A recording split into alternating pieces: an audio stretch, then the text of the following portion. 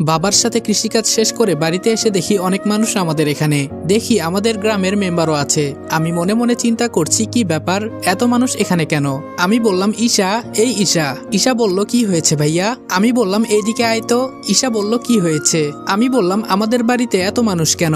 ঈশা বলল ভাইয়া তুমি শুনো নাই, বাবার কাছে নাকি মেম্বার 1,50,000 টাকা পায়। আমি বললাম কি এত টাকা?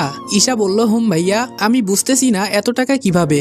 আমি বাহিরে এসে দেখি বাবা মেম্বার সাহেবকে বলছে আমাকে কয়েকদিন সময় দিন, আমি আপনার টাকা দিয়ে দিব।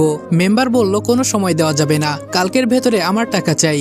যদি টাকা না পাই তাহলে তোমার এই বাড়িটা আমার নামে কাগজে লিখে দলিল করে দিবা। বাবা বলল দয়া করে আমাকে একটা মাস সময় দেন, আমি আপনার সব টাকা দিয়ে দিব। মেম্বার বলল অনেক সময় দিছি, আর একদিনও না। এই সবাই শুন, কালকে হয়তো আমার টাকা দিবে, নইলে ওর বাড়িটা আমার নামে করে দিবে। এই বলে চলে যায়। বাবা বারান্দায় বসে কান্না করছে, আর মা বাবাকে সান্ত্বনা দিচ্ছে। আসলেই আমি বাবাকে কখনো এভাবে কান্না করতে দেখি নাই। নিজের কাছে খুব খারাপ লাগছে। কি করব আমি কিছুই বুঝতেছি না। আমি বললাম আম্মু এত টাকা কিভাবে হলো? বাবা বলল বাবারে আমি অনেক আগে এই ঘর বাঁধার জন্য 50,000 টাকা নিয়েছিলাম, কিন্তু অভাবের কারণে দিতে পারি নাই। কিন্তু আজকে নাকি এই টাকা সুদে আসলে এত টাকা হয়ে গেছে। আমি এই কথা শুনে রুমে এসে বসে বসে ভাবতেছি এত টাকা তো আমি কোনোদিনই জোগাড় করতে পারবো না। কি করতে পারি? হাতের ফোনটা বিক্রি করলে হয়তো 10,000 টাকা হতে পারে, কিন্তু বাকি টাকা না। আর কিছু চিন্তা করতে পারছি না। রাতে মা ডেকে গেল খাবার খেতে, কিন্তু খেলাম না। রুমে শুয়ে শুয়ে চিন্তা করছি কিভাবে টাকা জোগাড় করব। কখন যে ঘুমিয়ে গেছি বলতে পারি না। সকালে যখন ঘুম ভাঙলো তখন শুনি আম্মু কান্না করছে। আমি তাড়াতাড়ি আম্মুর রুমে গিয়ে দেখি বাবার গলায় দড়ি ঝোলানো ফ্যানের সাথে, আর আমার মা বাবার পায়ে ধরে কান্না করছে। আমি ফ্যান থেকে বাবাকে ধরে বিছানার উপরে রাখলাম। আজকে কেন জানি মনে হচ্ছে আমাকে ছায়া দেওয়ার মতো কোনো মানুষ আর নেই। বাবাকে ধরে কতক্ষণ কান্না করলাম। বাবার কাফনের কাপড় সবকিছু রেডি করে বাবাকে কবরে রাখা হলো। আজকে এই টাকার জন্য আমার বাবা মারা গেছে। আমি ছাড়বো না কাউকে, সব কয়টাকে দেখে নিব। শুধু একটু সময়ের অপেক্ষা। আজকে প্রায় 3 দিন হয়। রাতে আমাদের বাসায় মেম্বার এসেছে। মেম্বার বলল রনি এদিকে আসো তো একটু। আমি বললাম জি আঙ্কেল বলেন। ভেতরে রাগে আমার শরীরটা ফেটে যাচ্ছে। মেম্বার বলল তোমার বাবা মারা গেছেন, আমি খুবই দুঃখ পাইছি। তোমার টাকাও দিতে হবে না, ঘরও দিতে হবে না, যদি আমার কথা মানো। আমি বললাম জি বলেন, কি করতে হবে আমাকে? শয়তানের সব সময় শয়তানি বুদ্ধি থাকে। মেম্বার বলল আমার মেয়েকে তোমার বিয়ে করতে হবে, তাহলে তোমার সব টাকা আমি মাফ করে দিমু। আম্মু বলল না না, আমার ছেলে এখন বিয়ে করবে না। আর আপনার মেয়েকে? ছি। মেম্বার বলল মুখ সামলিয়ে কথা বল। আমার মেয়েকে যে বিয়ে করবে ওর এটা ভাগ্য। আর টাকাগুলো তো মাফ দিতেছি, ভালো লাগতেছে না? এত টাকা দিতে পারবেন? আমি বললাম আমাকে একটু চিন্তা করতে দেন, আমি আপনাকে পরে জানাবো। মেম্বার বলল কোনো চিন্তা করা করি নাই, হয়তো টাকা দিবা, নইলে আমার মেয়েকে বিয়ে করবা। যাই করবা তাড়াতাড়ি বলো, আমার অনেক কাজ আছে। আমি বললাম এত টাকা আমি কই পাবো? বর্তমানে বিয়ের কথা বলি, পরে যা হবার তাই হবে। মেম্বার বলল কি হলো বলো। আমি বললাম জি আমি রাজি, আপনার কথায় আমি আপনার মেয়েকে বিয়ে করব। মেম্বার বলল তাহলে আমি আগামীকাল কিছু মুরব্বী নিয়ে এসে বিয়ের দিন তারিখ ঠিক করবো নে, তাহলে আজকে আমি উঠি। এই বলে চলে গেল। আম্মু বলল বাবা তুই এটা কি করলি? তোর বাবার জন্য তুই কুরবানি হতে চাস কেন? ঈশা বলল ভাইয়া তুই এই মেয়েকে বিয়ে করিস না, এই মেয়ের চরিত্র খারাপ। মাহি ছেলেদের সাথে যা ইচ্ছা তা করে বেড়ায়। আমি বললাম বোন বাদ দে, এসব হয়তো আমার কপালে লেখা ছিল। আম্মু বলল বাবা তুই এখান থেকে পালিয়ে যা, আমাদের যা হবার তাই হবে, তুই চিন্তা করিস না। আমি বললাম তোমাদের রেখে আমি পালিয়ে যাব, এটা ভাবলা কি করে আম্মু? আম্মু বলল বাবারে তোর কষ্ট সহ্য করতে পারবো না, আমি চাই না আমার ছেলে তার বাবার মতো আত্মহত্যা করুক। আমি বললাম আম্মু এসব তুমি চিন্তা করিও না। এই বলে বাসা থেকে হেঁটে হেঁটে বের হয়ে গেলাম। কি করব কিছুই ভালো লাগছে না। জেনে শুনে একটা ফালতু মেয়েকে বিয়ে করব। রাত 8টার মতো হয়ে গেছে। বাঁশবাগান দিয়ে হেঁটে হেঁটে বাড়িতে আসছি। হঠাৎ একটা মেয়ের কণ্ঠে আওয়াজ শুনলাম।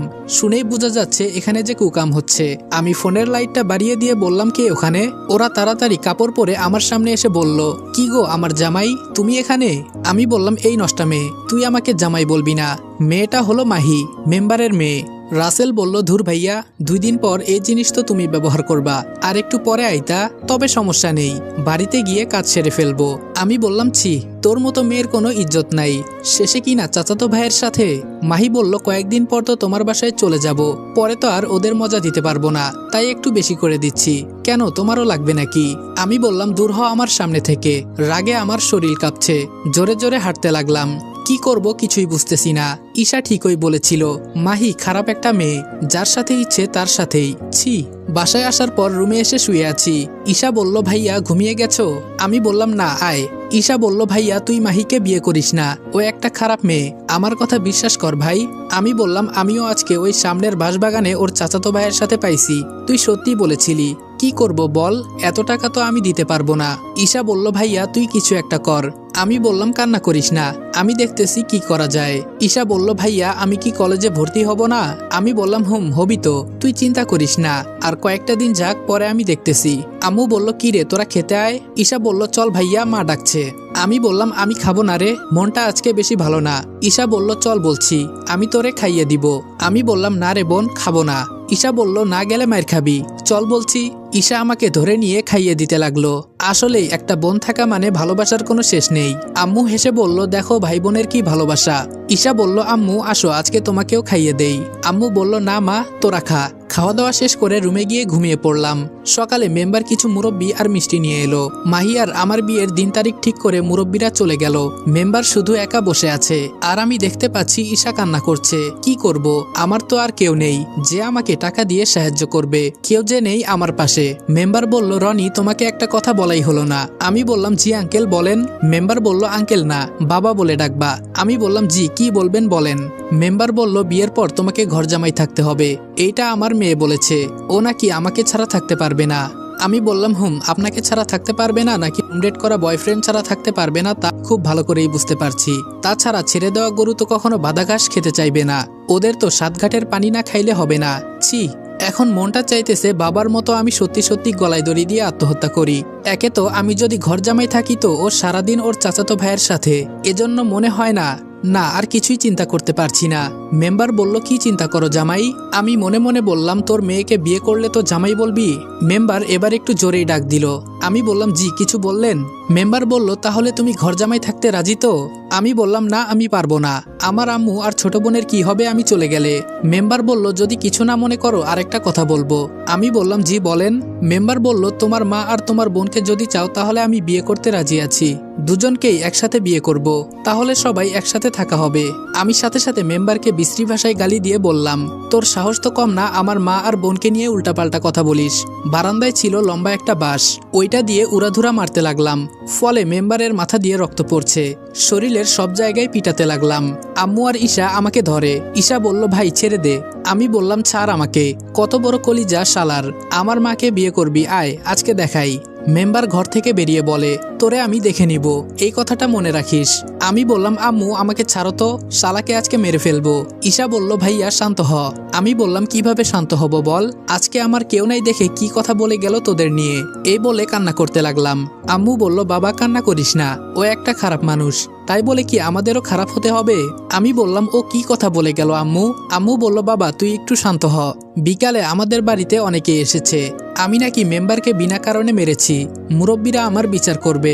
মেম্বার নাকি থানায় আমার নামে মামলা করতে গিয়েছিল, আমি গ্রামের ছেলে বলে মুরব্বীরা মামলা করতে দেয়নি, তাই তারা আজকে সবাই মিলে আমার বিচার করতে এসেছে, আমি সবার মাঝে বসে আছি। মেম্বার বলল আমি এর সুস্থ বিচার চাই, আমাকে বিনা কারণে মারা, আমি শুধু আমার মেয়ের বিয়ের প্রস্তাব নিয়ে আইছিলাম, এজন্য আমাকে মারছে। আমি বললাম মিথ্যা কথা আমার সামনে বলবি না।